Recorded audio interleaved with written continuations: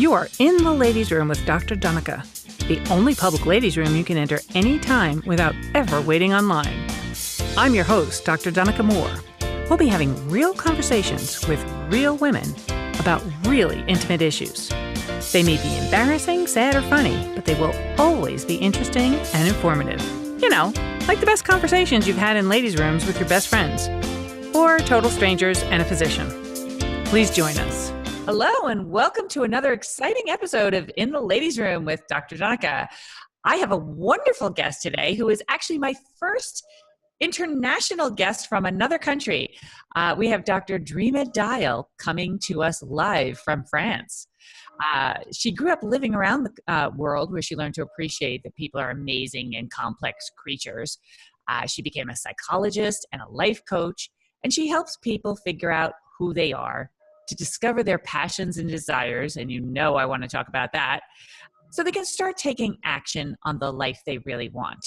She decided to practice what she preached, and she moved to the south of France 2 years ago to pursue her dream of being location independent and enjoying the French culture. Now, as tempting as it would be for me to talk to Dr. Dial about her world travels and her relocation for our entire segment, we're going to speak with her as a psychologist and a migraneur, which is actually a French word, and it just means migraine sufferer, about the connection between stress or psychosocial factors and migraine. So I have to give you a little intro about what migraine is and who gets it. It affects approximately 24 million Americans, and I am also one of them. Many people describe these headaches as the worst pain of my whole life, and women will often add, except for childbirth. But migraines are more than just severe headaches. It's a complex disorder that's often accompanied by many symptoms, such as nausea, vomiting, and sensitivity to light and sound. For many, the worst symptom is the prolonged, throbbing, recurring pain. Now, scientifically and biologically, migraines are thought to be caused by extreme constriction and then dilation of blood vessels in the head. Recent research suggests that migraines may also result from altered levels of neurotransmitters. These are the chemicals or the neurologically active chemicals in our brain, particularly serotonin. We also know that nearly 1 in 5 women and nearly 1 in 20 men get migraines. And the gender difference is because men cause migraines in women. But in all seriousness, the 30s and 40s are the peak years, but even children as young as 2 have been reported to experience migraine. They usually trail off after 55, which is another advantage of menopause and another reason that we think it might be hormonally related, not necessarily just caused by hormones, but that might be a factor. Now, there are a whole list of well-documented triggers for migraine, and stress is only one of them. We know that there are many foods that can bring it on in people, classically chocolate, smoked fish, nuts, pickled foods, or aged cheese. Beverages, and for me, this is the real trigger is red wine. But other alcoholic beverages can trigger it in some people, or caffeine withdrawal can trigger a migraine-like headache. Food additives such as nitrates, nitrites, or MSG. MSG is the classic Chinese restaurant headache that some people talk about. Environmental factors can be triggers. So bright or flashing lights, changes in the weather or barometric pressure certainly increase stress. Missed meals, changes in altitude. Another big trigger for a lot of people, and this is me, is significant changes in sleep. So either too much or too little. Now, I personally have never had too much sleep, but if I take a red eye at night or pull an all-nighter for any reason, which I used to do much more commonly when I was younger, that is asking for a migraine. Hormonal changes we already talked about, but particularly changes with pregnancy, PMS, and perimenopause. Many medications, either starting them or stopping them, can increase or decrease migraine frequency. And birth control pills are a classic one, but also hormone replacement therapy, some antidepressants, some blood pressure medications. And this is another really important reason never to stop taking a chronic medicine suddenly without first discussing with your doctor whether you should wean off of it first. Finally, the last kind of medical point I want to make before we get into our much more interesting conversation is that migraine headaches can also be hereditary. If both parents have them, there's a 75% chance that their children will have them. And if only one parent has had migraines, there's a 50% chance that the child will be affected. So with that whirlwind intro, welcome Dr. Drema Dial. Thank you for having me here. I'm so excited to be able to talk about a horrible thing, migraine. What's so interesting about migraine is that it's the only condition I can think of, except maybe pregnancy, but the only medical condition where people will talk about my migraine. And most migraine sufferers can tell you exactly where they were, what they were wearing, who they were with when they had their first migraine. So I was 12. I was in the Chinese restaurant. So it was that classic Chinese restaurant headache. And it felt like two knives going straight through my head. And I was terrified. I had no idea what it was. When was your first migraine? I was 13. I was in the middle school auditorium and they had strobe lights that started. And I got this aura and then lost half of my vision. And I was terrified. I thought I was going blind. And so you're right. So what did you do? Well, I sat there and closed my eyes and just prayed. And then the lights stopped, but the aura stayed. And I did get my vision back relatively quickly. But I knew, because my mother had always had migraines, that was what it probably was. Mm-hmm. Yeah, see, I only found out later that my father had migraines. And I did not know that as a child. But I actually never had... I guess I quickly made the association with the Chinese food, or maybe somebody told me about MSG. And so I then always asked for no MSG after that. But I never had a second migraine until I was pregnant. And there are many people who actually just have one migraine and then never have one again. So my second one was when I was pregnant, and I was kind of the classic, in my early 30s. And then I just had them throughout my pregnancy. And then I got the hormonal changed ones. But my worst migraine ever was I was actually on my way to NBC Studios to do an interview about migraine. So as a psychologist, you're going to have to weigh in on this. And I was on my way, and and my ex-husband was driving the car, and it was his brand new dream car, and it had that new car smell. And he also used to drive, let's just say, in a way that would sometimes trigger car sickness in me. And so at first I just started getting profoundly nauseated, and I thought it was from car sickness. And then I thought, oh my God, if I throw up in his brand new dream car, he is never going to forgive me. So we're on the highway. He's driving about 70 miles an hour. And I literally put the top half of my body outside of the car as he's driving so I can vomit profusely. And I noticed that I really couldn't stop vomiting. So I made him pull over. We were actually 10 minutes away from the hospital. And I told him to go straight there because I lost all sensation in my left arm. Oh, wow. I couldn't move it. I had this numbness and tingling sensation and the worst headache of my life. So of course, being a physician, I thought I was having a brain aneurysm. Now, the good news is when you show up to the hospital and you're a woman physician in your early 40s and you say, I think I'm having a ruptured brain aneurysm, you get taken right away. I was in an MRI machine as fast as you could say aneurysm. It turns out the good news is I did not have an aneurysm, but I had what was called a hemiplegic migraine, which is a migraine that can mimic a stroke. Oh my goodness. Who knew? I had no idea there was such a thing. And that was the only time I ever had that. So what was your worst migraine? It also involves an ex-husband, strangely enough. See, I said men cause migraine in women. Right. I had tried to make his mother's raisin bread. Oh. And I forget exactly what I did, but I substituted something for something. And the raisin bread came out like bricks. That's the best way to describe it. Okay. I mean, I literally could have made a house. And one of his friends was there, and we thought it was hysterical. We just laughed and laughed and laughed about we're going to build a house out of these bricks. And he came home and just threw a fit about how I had ruined his mother's recipe. I couldn't do anything right, and just went on this rant about all sorts of things that I was apparently guilty of. And I remember thinking, oh, I have a migraine coming on. It was almost like a relief, if I have a migraine, I can get away from this. But I just remember that feeling at the back of my neck, creeping up along the side, and me saying, I have to leave now. I have to go throw up. I have a migraine. And that You was should have it. just thrown up on them. I know. But the pain just intensified and intensified and got to the point where I thought I would rather be hitting my head against the wall. Mm-hmm. That would probably feel better than the pain inside of my head. Mm-hmm. And at that point, had you had frequent migraines, or that was just one that was kind of out of the blue? Since the first one in middle school, I probably had maybe one or two a year. Mm-hmm. And then I got married and I started having them increasingly. Mm. And so they went from one or two a year to one or two a month. Wow. We moved overseas. He was in the military. We moved to Guam, Mm-hmm. beautiful place, but not necessarily a place that a young woman in her 20s wants to move to.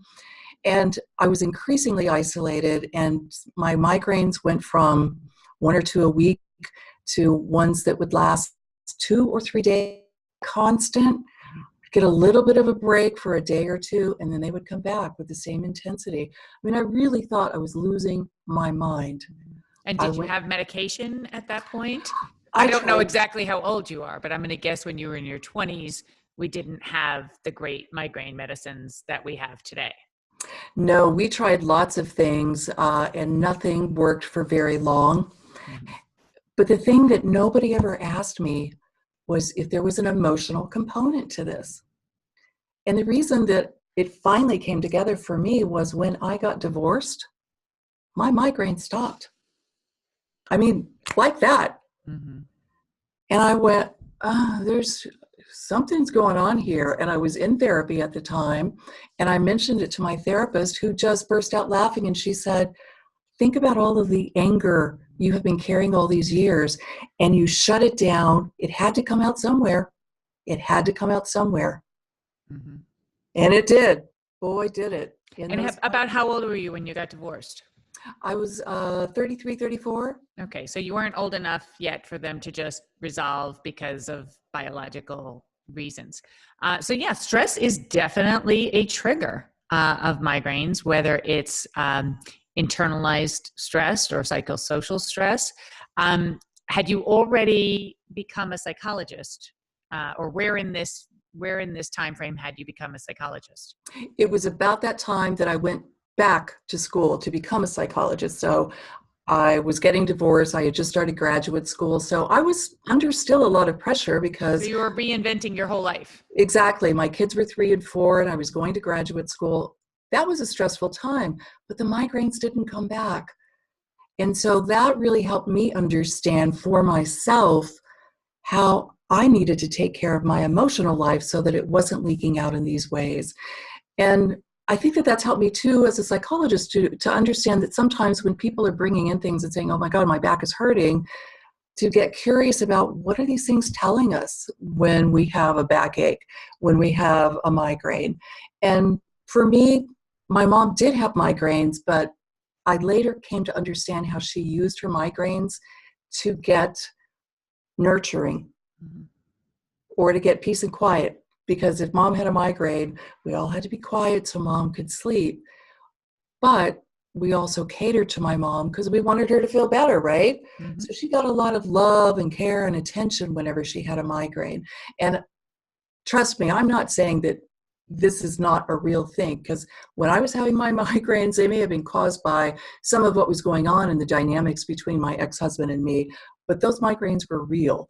Yeah, I'm glad you pointed that out. So what I have to kind of reinforce about that is many times patients get very angry when they hear doctors or other health professionals, psychologists, psychiatrists say something is caused by stress or repressed anger or other emotions, because they feel like what you're doing is patting them on the head and saying, oh, this is all in your head. It's not a real thing. We now know that stress can affect every organ of your body. Oh, yeah. At this, not only at the cellular level, but at the DNA level. You can actually get DNA changes from your stress.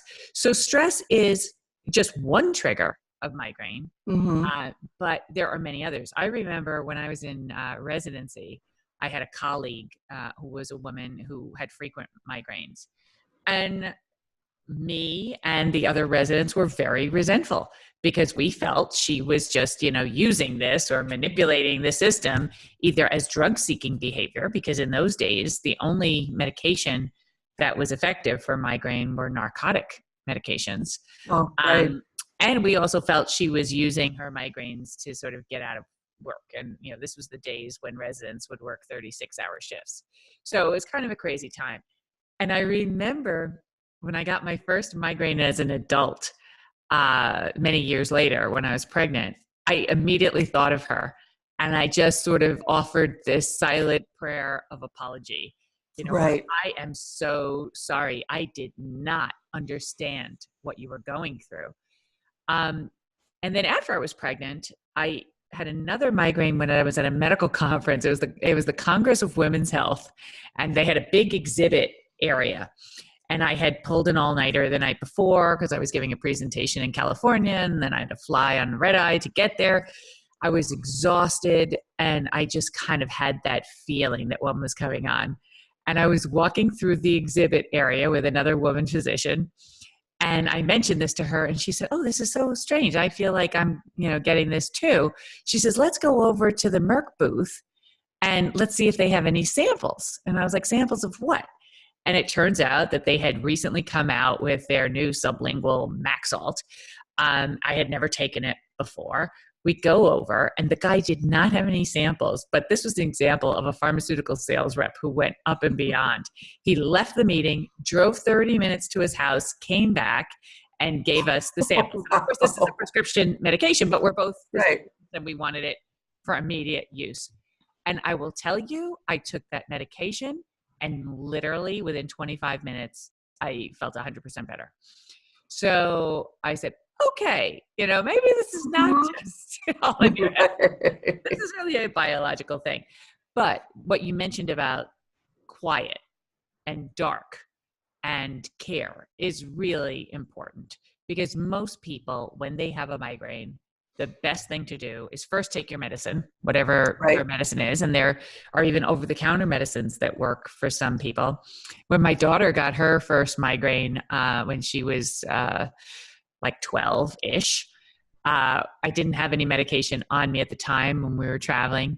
And I gave her a combination of Tylenol, Motrin, and Diet Coke, which is basically the ingredients of Excedrin migraine. Diet Coke has caffeine, and caffeine is bad for a lot of different medical conditions, but it is the savior of people with migraine. Caffeine works really, really well on its own or synergistically with many other medications. But in your practice now, do you see patients who have migraines and who talk about this with you? We do. And, I validate the reality of the pain, because there's no denying that. If you've ever had it, you know what that pain is like. And so we do talk about validating that pain. And I just ask them to get curious about, do you notice anything? Did you notice anything before you noticed the trigger around the migraine? You said you felt it coming on after you'd had this talk. Mm-hmm. Was there something in the talk that may have made you tense up or feel stressed out or maybe even angry? And if we're just getting curious about it, it's very different than the experience that a lot of us have had, where we've gone to a doctor and they do sort of pat us on the head and say, well, you should just take better care of yourself. Well, what does that mean? Well, hopefully there aren't many doctors who are doing that now, because we do have this whole laundry list that I kind of rattled through at the intro about different things that can trigger it. And sometimes it's really obvious. So for me, the last time I had I even only had a half a glass of red wine, and immediately thereafter had, a terrible migraine. So it was very obvious what the cause and effect was. So don't do that anymore. The last time I think I pulled an all-nighter was from an international flight, and I couldn't sleep at all on the flight and immediately got a migraine. So now I get maybe one a year, and it's usually sleep deprivation. But I think people who are able to make those kind of connections are really motivated to say, I am not touching red wine ever again, or I am Mm-hmm. not going to take a red eye unless it's absolutely Right. essential. And the one trigger that I have anymore is big changes in barometric pressure will trigger one for me. And my go-to now, because I don't take medication for migraines anymore, my now go-to is I drink full sugar, full caffeine, a can of Coke. Mm-hmm. I have one on stock. It's my lifesaver just in case I need it. Well, And the it's the caffeine that, that's helping you, not the sugar. and I've never tried it with a Diet Coke. And it's the only time I drink Coke at all. Mm-hmm. But I'll have to try that. I'll have to have a can of Diet You'll have Coke. to do an experiment to see what works better. I think in my mind, and I can assure you, there has been no scientific study comparing the effects of Diet Coke versus regular Coke on migraines. But I think because of the sugar, maybe the caffeine is a little less effective or not. But if it works, I never, ever, ever argue with somebody who tells me something works for them, especially when it's something painful. It's interesting that you mentioned the barometric pressure, because in me, real changes in the barometric pressure exacerbate a back pain problem that I have. Oh, okay. And I always joke that I can predict the weather. Right. I know when rain is coming. And those are the sorts of things that, when I'm working with somebody, we just want to explore, do you know what your triggers are? Mm-hmm. Like you with red wine. And yet, here's something that might interest you in international travel. Mm-hmm. In France, most of the wine, we have lots of wine growers, and most of it's made locally. They don't ship it out. And so the red wine doesn't have sulfites. Right. And so people who can't drink red wine in the US have found that they can drink it here. I don't know if that's one of the triggers for you, is the sulfites or the tannins. And it's the tannins. And I am not knowledgeable enough about wine, quite honestly, nor motivated enough to sort out which ones have it and which ones don't. And so it's like I avoid it completely. But I did have a colleague in the past who was a physician, a French physician, who had then gone on to get an MBA, but who was also a French sommelier. So this guy was incredible. And he told me this whole thing about the tannins and how French wine is different from American wine. And I was like, thank you very much for the explanation. Not willing to try. Right. Not willing to. It's just not important enough to me. No. And I am very happy being a Chardonnay girl. It makes my life very simple and very easy. And, I don't have to deal with that. But I hope when you're talking to your patients, or do you refer to them as clients? I refer to them as clients now. Okay. So your clients, I hope you do ask them about the biological triggers also. Yes, absolutely. Absolutely. Because I think that's important. And we know so much more about, how our gut health, what we're ingesting, all of those things, how all of that comes into play. I mean, you can't isolate any of those things the way that we used to think that we could. Like, okay, if I'm not stressed out, it doesn't matter what I eat. Wrong. Well, I'm reading a great book now that if you haven't read it, I know you will love it. And I met the author at a panel presentation we were both on. It's The Gut-Brain Connection by Emran Mayer. Really terrific book. I'm only about halfway through, so I can only vouch for the first half of the book. Okay. But that's what I was reading on my last flight. But very interesting, really looking at the biological research to see which hormone levels are increased or decreased in response to stress. We certainly know about cortisol, right? Certainly many hypothalamic hormones, pituitary hormones. He says over 20 different hormones respond to stress levels, whether it's physical stress or emotional stress, or the stress of danger, which we're now, studying more and more. And he says you can actually see physical changes in the gut or in the large intestine, physical changes in response to stress and other emotions. One of the things he was talking about is when you blush, your intestines actually also turn more red. Really? At the same time you have facial blushing. And what I forgot to ask him is how on earth do they determine that? What imaging technique was used to determine that really useful piece of it? Right. So, Annie, tell me more about your reinvention. So, you got divorced. You had a 3-year-old and a 4-year-old. You went back to school. Did you go back to grad school with the intention of becoming a psychologist, or that was something that you I kind of did. decided along the way? No, that was something that I absolutely knew that I wanted to do, and I was determined, and I felt like I'm in my mid-30s, and yes, I have 2 little kids, and we're going to be poor, but they're little, so they're not going to They know don't that know. their mom is a poor graduate student. So it worked out great because they could go to bed, and I could stay up late and study and do the things that I needed to do. And because I was doing something I loved, it didn't feel stressful. That's And I great. think that really made a huge difference. And so I did my doctoral internship out in the state of Oregon, And this was beautiful after area. getting your PhD at the University of Texas, you said? Yeah, Texas at Austin. Mhm. And I met this wonderful woman there. And 2 years later, we realized that we were in love. So Oh. I totally reinvented myself. But being a lesbian couple in Texas is not the best thing. Mhm. And so we knew at some point that we were going to move. Mhm. And we we traveled as often as we could, and we would always try places on for size and be like, oh, what would it be like to live here? And then we realized that we really did want to make a move abroad. And so And were the kids grown by this point, or how the old were they? kids the kids were in high school at this point, and so we were like, once they're out and on their own, then we'll get out. Mhm. And we looked at a bunch of places, and I knew that I was going to transition to doing online coaching and therapy. And so I knew that I had to have regular internet, so that ruled out a lot of places, unfortunately. No, we can't go to the Caribbean island, although I would Well, love there's even to. small towns in the United States which would be ruled out. And even in my own area, there's a woman who was running for Congress who was telling me that in the far western part of our district, they don't have high-speed internet yet. And Oh, well, in a very affluent area of New Jersey. who would think it?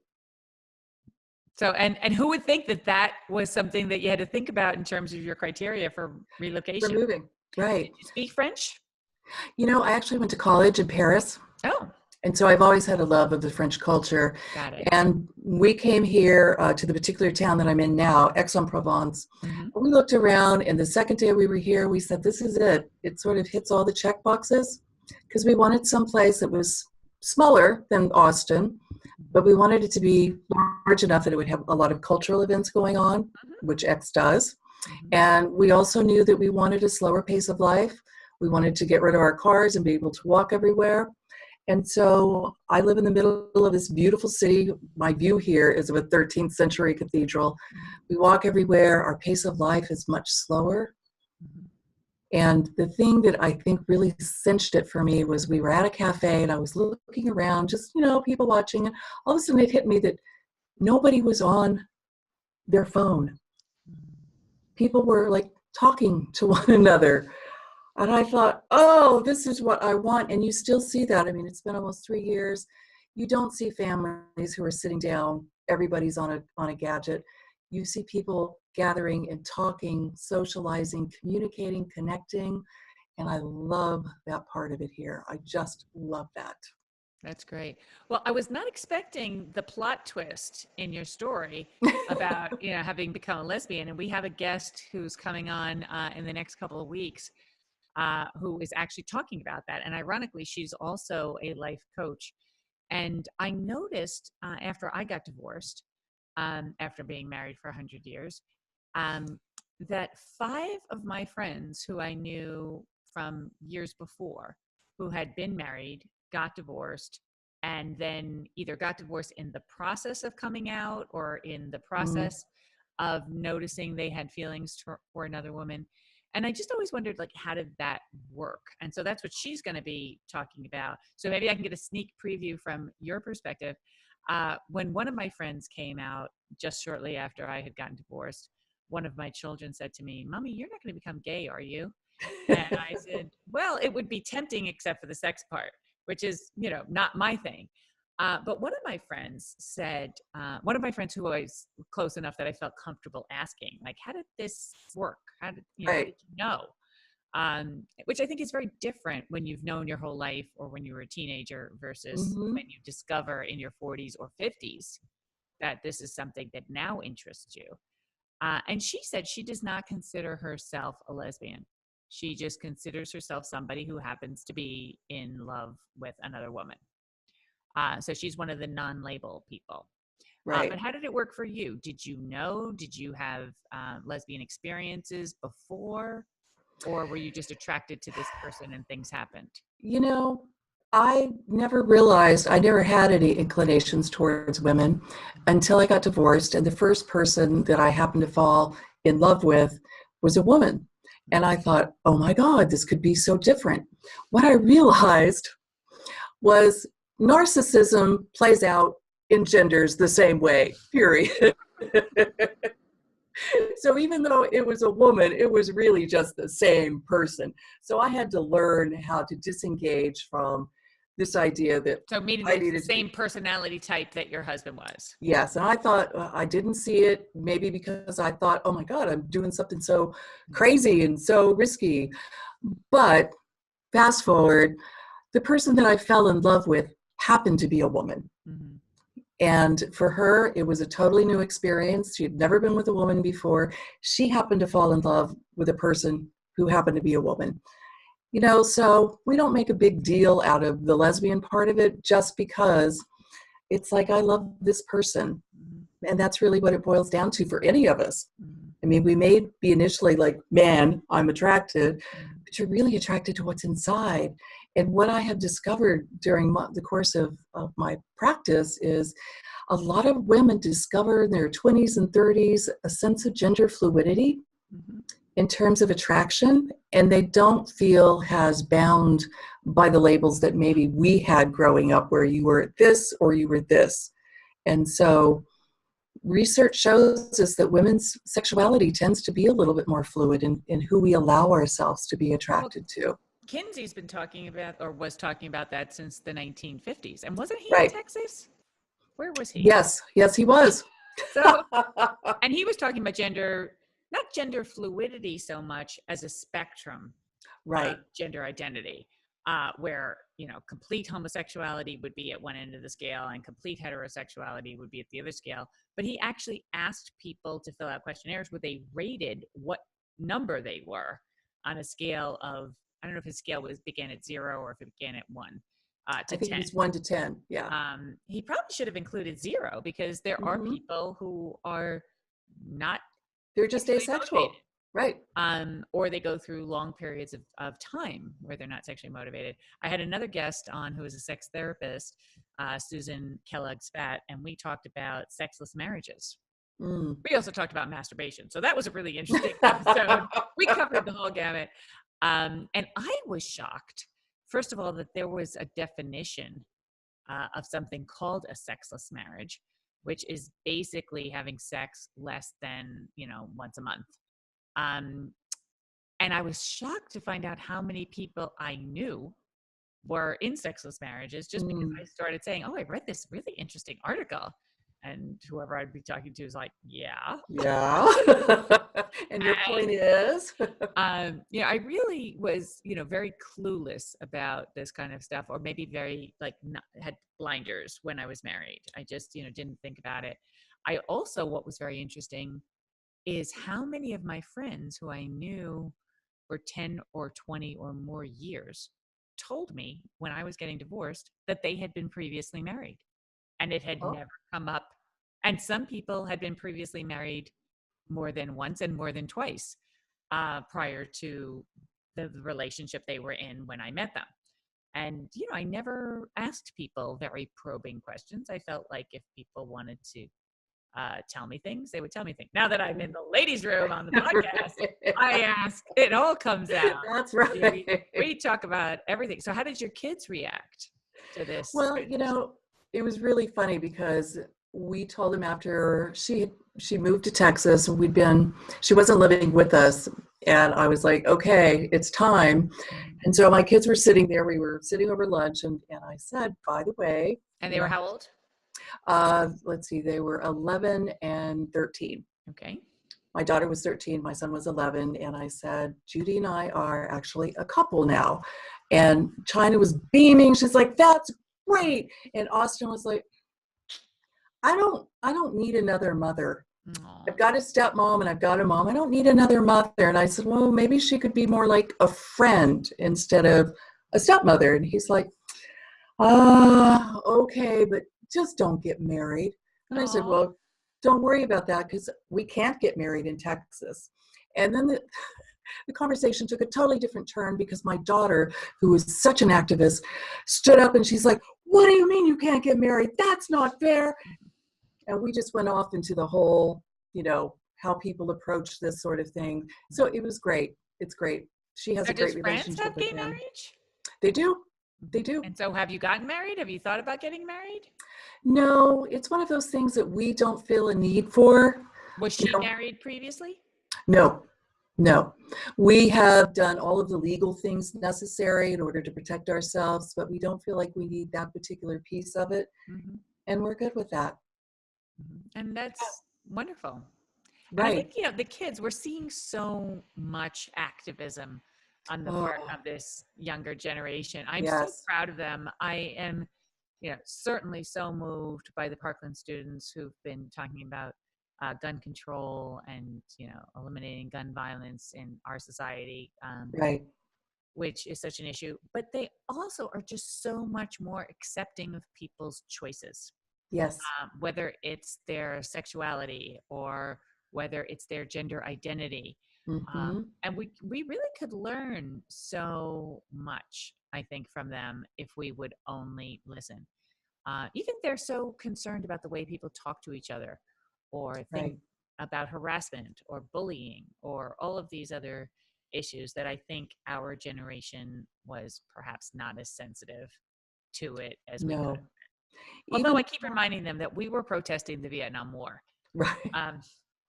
Right. But, even this whole idea of these kids saying, you're not focusing on these other categories. You're not looking at the students of color. You're not looking at these other, for them to embody that in the moment, that requires thinking on your feet. And these kids have been under a lot of pressure.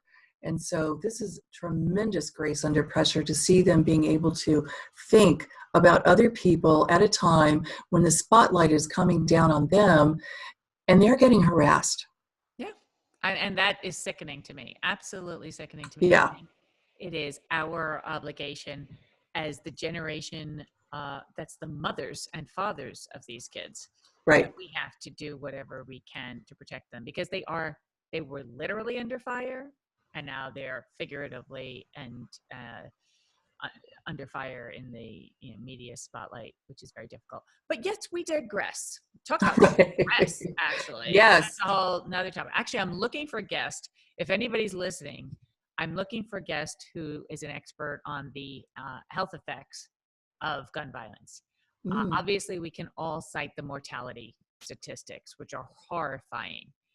But my feeling is we're not talking enough about the subsequent trauma of people who survived. Physical trauma, psychological trauma, their wounds.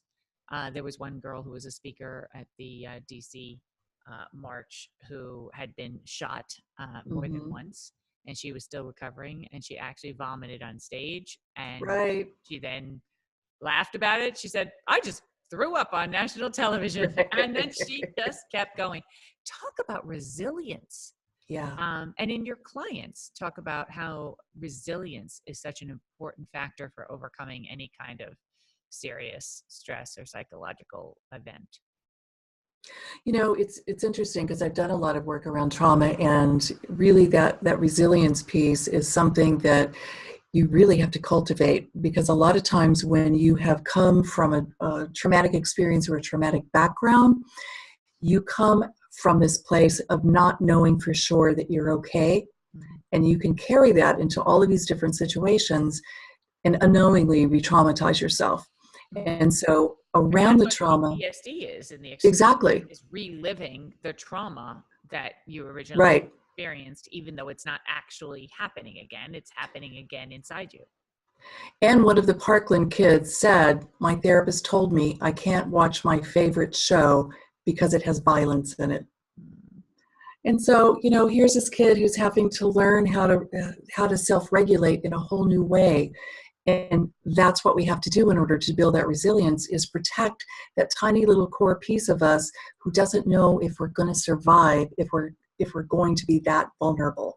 And so, we hear this from rape survivors, all the time, which is obviously traumatic. And certainly in terms of a national movement that, we've had here in the United States, the Me Too movement has, triggered a lot of stress for a lot of people who had to deal with either isolated incidents of harassment.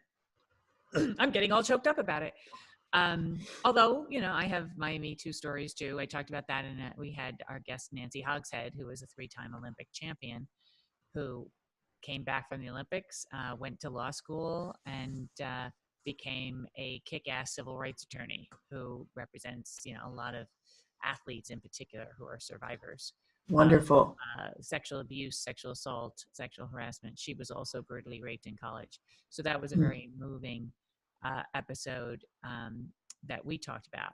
But let's just switch gears completely. Okay. I was so interested in your reinvention story by this prospect that you're now seeing your clients in online engagements and online visits. So how does that work?